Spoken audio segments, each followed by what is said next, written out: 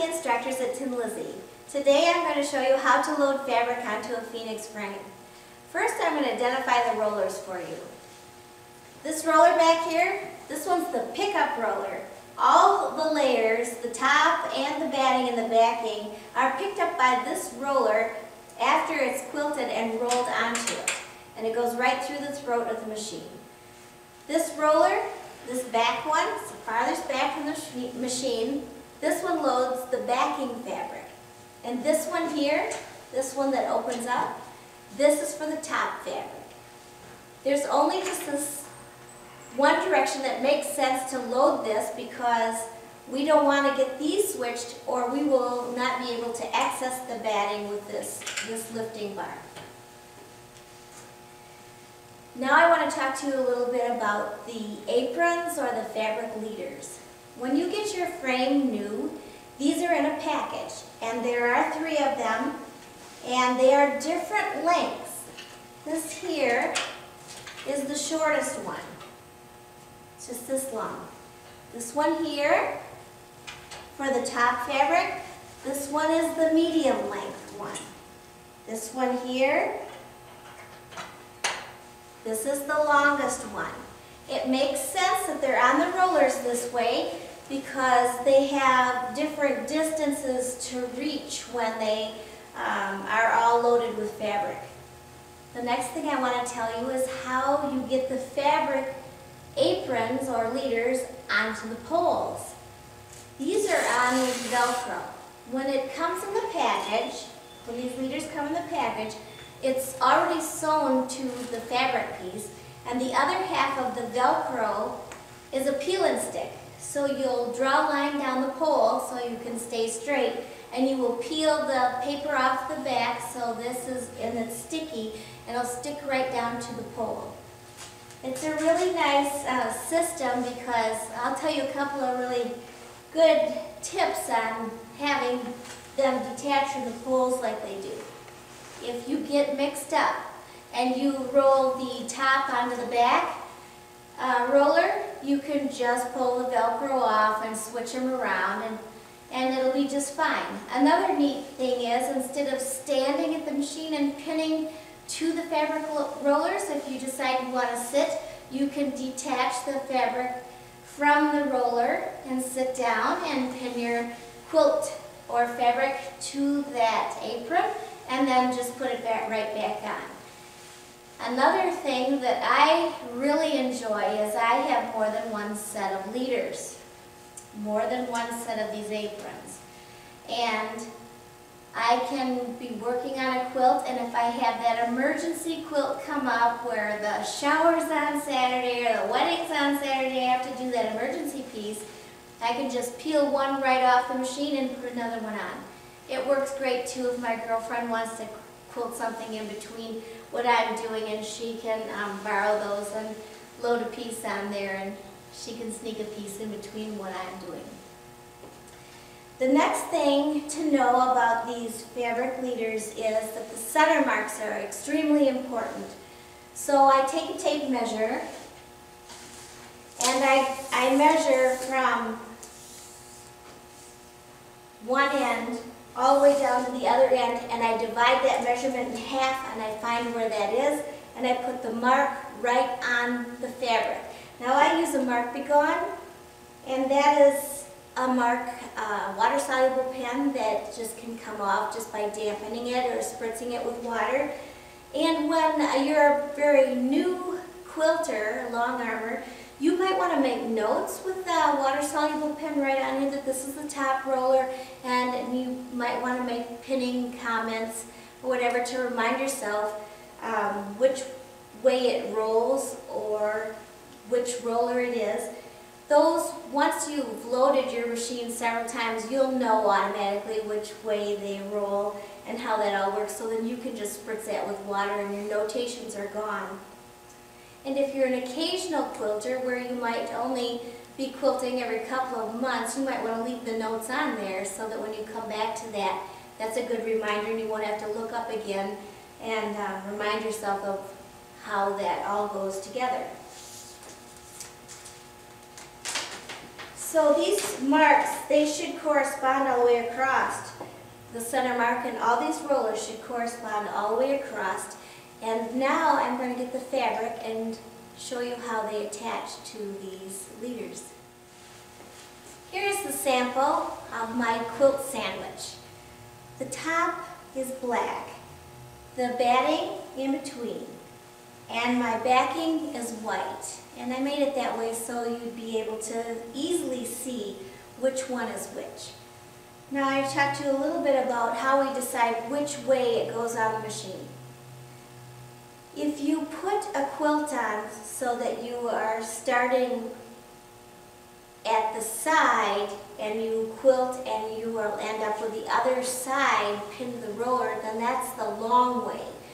Then the top of your quilt would be on one side and the foot would be on the other side.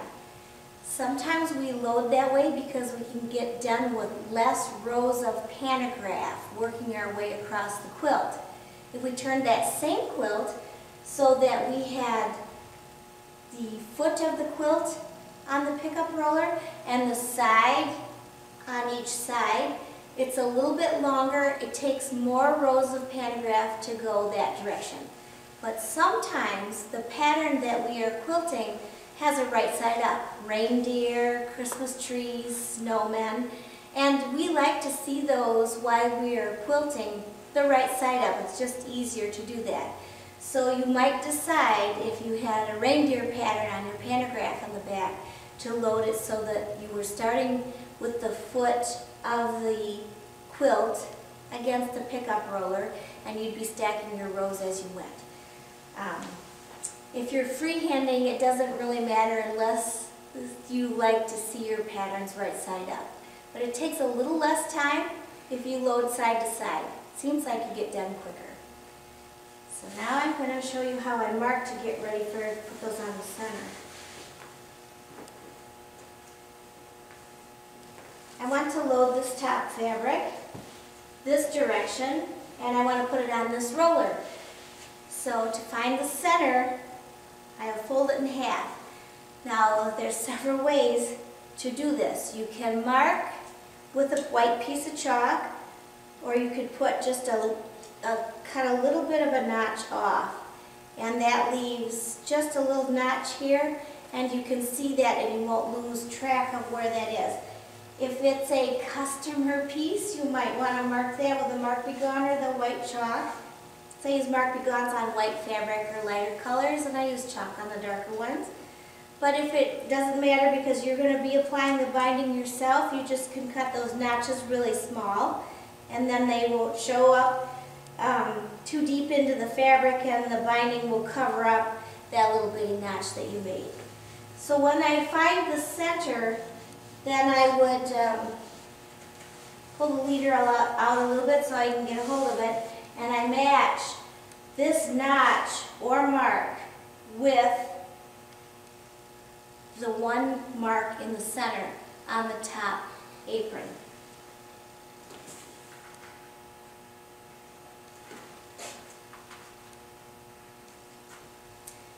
Now I think there's always quite a bit of discussion about the pins. We like a nice sturdy pin because if you get one that's not very thick, it'll warp in because the canvases or these aprons are a little bit heavier, and some quilt tops are quite heavy when they have a lot of seams in them. So from the center I'll mark that, and from this point I point the pins that way, because if I'm smoothing this quilt out as I roll it up so I can get all the wrinkles and puckers out of it, I will start in the center with my hand and I'll push this way, and I want the pins to point that way so I don't get poked. So you would work your way along, and as I said, the pins, now these are T-pins. T-pins have a T-top on them, and they lay pretty flat when the roller goes around. They're actually a drapery pin, and they come different lengths. This one's 1.5 inches, and I pin about 3 inches apart, and that would be from the center of the pin to the next center of the pin where they're actually anchored. If you had a very fragile quilt, you might want to pin a little more often, but 3 inches seems to do it about right.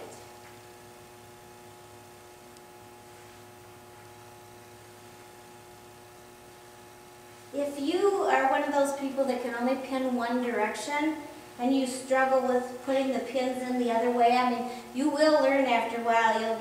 You train yourself so that you can do pins both directions. But if you struggle with it, you can actually still pin going the direction that's the easiest for you just by moving to the other side of the machine. So you're on, and pull the leader over, and you'll still be able to pin your favorite direction.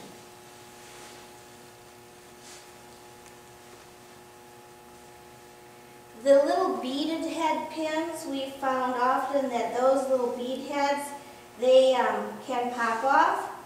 So I've had tried several different brands of those. The daisy head pins, they're flat and they lay really nice, but they do warp, especially where the most stress is on the ends of the rollers, the last pin.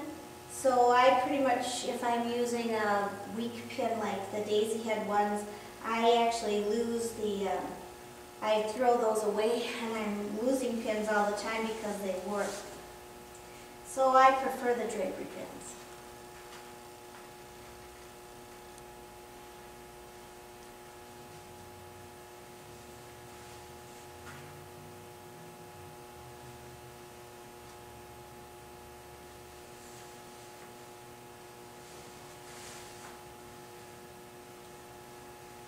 If you have a very weak set of pins, you might want to double up on the last one on each end because that helps a little bit to make it a little bit stronger and hold where the stress is the most. With these pins, they're strong enough so I don't have to double up the last one.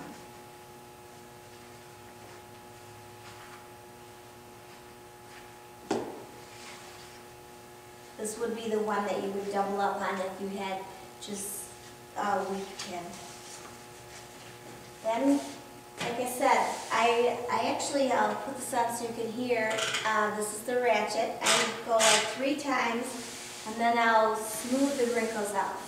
1, 2, 3, and I'll actually, if you aren't tight enough and it isn't a wrinkle side to side, but it's one the other direction, I put my hand, one hand on each side, and I grab my own hand. That way I can tug, I can pull. As I can see, that's off a little because that should go right straight down that roller.